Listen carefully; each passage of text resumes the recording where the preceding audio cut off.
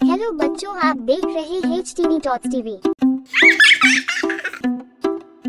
बच्चों, आज हम देखेंगे होलिका दहन की पौराणिक कथा। वर्षों पहले जब पूरी पृथ्वी पर असुरों के अत्याचार से त्राही त्राही मची थी, उसी समय असुरों के राजा हिरण्यकश्यप की पत्नी कयाधु ने पुत्र को जन्म दिया, जिसका नाम प्रहलाद था।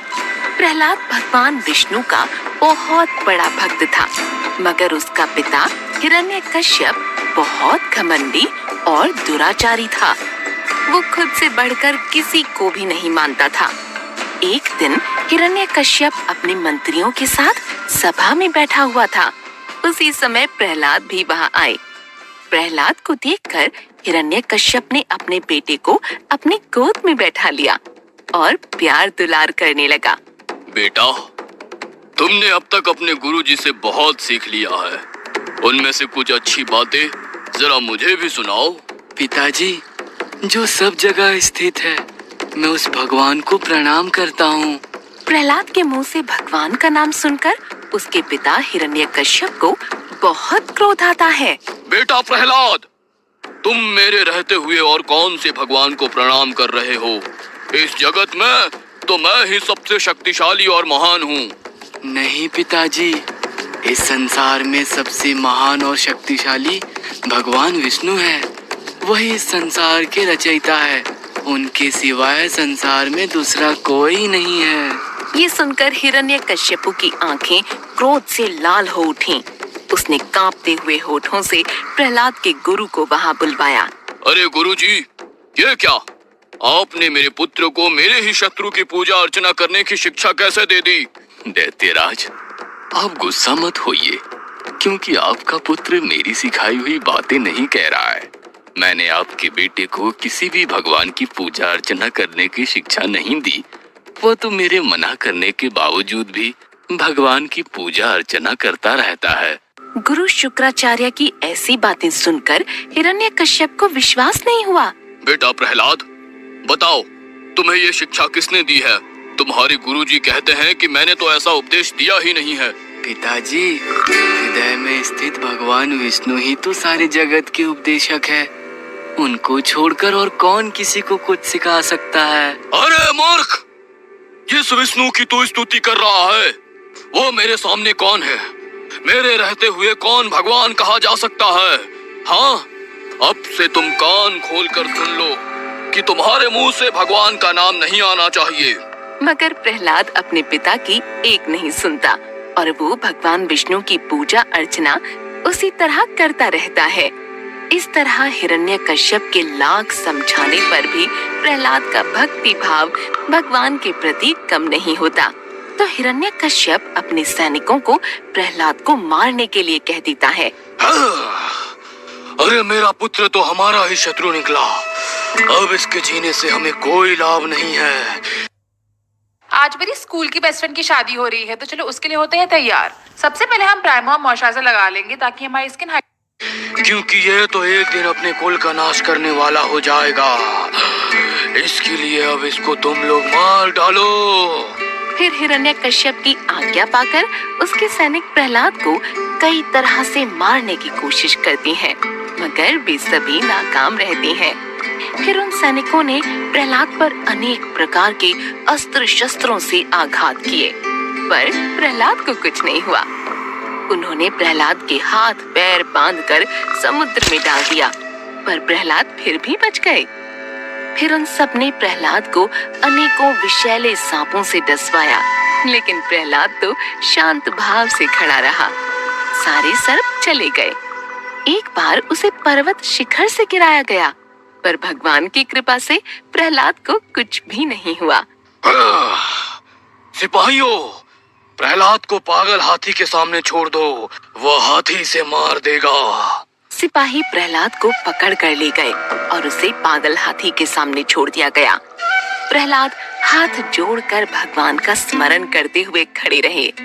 पागल हाथी ने उन्हें सूंड में उठाया और अपनी पीठ पर बिठा दिया। जब प्रहलाद को मारने के सब तरह के प्रयास नाकाम रहे, तो हिरण्यकश्यप को बहुत क्रोध आया। इस बार उसने अपने बेटे प्रहलाद को मारने के लिए अपनी बहन होलिका को मदद के लिए बुलवाया। बहन होलिका, मैं अपने बेटे से बहुत परेशान हूँ, क्योंकि मेरा अपना बेटा ही आगे चलकर हमारे वंश का विनाशकारी बनने वाला है। इसलिए मैं उसको जान से मरवाना चाहता हूँ, मगर मेरी अब तक की सारी कोशिशें नाकाम रही। क्या तुम उसे मारने में मेरी कुछ मदद कर सकती हो? भैया, अगर ऐसा है तो आप बिल्कुल निश्चिंत रहिए, क्योंकि इस बार प्रहलाद को मरने से कोई नहीं बचा सकता। मैं उसको आग में जलाकर राख कर दूंगी।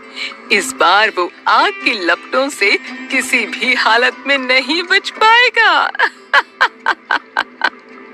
हिरण्यकश्यप की बहन होलिका को भगवान शंकर से एक वरदान में एक ऐसी चादर मिली थी जिसको ओढ़ने के बाद उस पर आग का कोई भी प्रभाव नहीं होता था। एक दिन होलिका प्रहलाद को मारने के लिए वही चादर ओढ़कर प्रहलाद को अपनी गोद में लेकर आग में बैठ गई, मगर भगवान की कृपा से चादर ओढ़कर प्रहलाद को लेकर बैठने वाली होलिका स्वयं अग्नि में जलकर राख हो गई और प्रहलाद का अग्नि में कुछ नहीं बिगड़ा। वह मुस्कुराता हुआ हाथ जोड़कर बाहर आ गया। अपनी बहन के मर जाने के बाद हिरण्यकश्यप के होठ क्रोध के मारे फड़फड़ाने लगे। वो प्रहलाद के इस भक्ति भाव से बहुत परेशान हो गया था और उसे किसी भी तरह, किसी भी हाल में मार देना चाहता था। एक दिन हिरण्यकश्यप ने सभा बुलाई। उस सभा में हिरण्यकश्यप ने अपने बेटे प्रहलाद को भी बुलवाया और उसे खंभे से बांध दिया। अरे दुष्ट, तू हर समय जिसकी भक्ति और गुणगान करता रहता है, वो तुम्हारा भगवान कहाँ है? पिताजी, मेरे वो भगवान तो हर जगह स्थित है। अच्छा, तो तेरे भगवान मुझे क्यों नहीं दिखाई दे रहे हैं? हाँ पिताजी, मगर मुझे तो मेरे भगवान इस खंभे में भी दिखाई दे रहे हैं। प्रहलाद की ऐसी बातें सुनकर हिरण्यकश्यप को बहुत गुस्सा आता है और वो खुद को संभाल नहीं सका और गुस्से से हाथ में तलवार लेकर सिंहासन से कूद पड़ा और जाकर उस खंभे में तेजी से घूंसा मारा। उसके घूंसा मारते ही एक बहुत ही भयानक शब्द सुनाई दिया और उस खंभे को तोड़कर भगवान विष्णु नरसिंह के रूप में बाहर आ गए। ये भगवान का नरसिंह रूप बहुत ही भयानक था। नरसिंह अवतार में भगवान की आंख सोने के समान पीली पीली और उनकी दाढ़ी बहुत ही भयंकर दिखाई दे रही थी और वे बहुत ही भयंकर शब्दों से गर्जना कर रहे थे। उनका ये अवतार देखकर किसी को भी उनके सामने जाने की हिम्मत नहीं हो रही थी।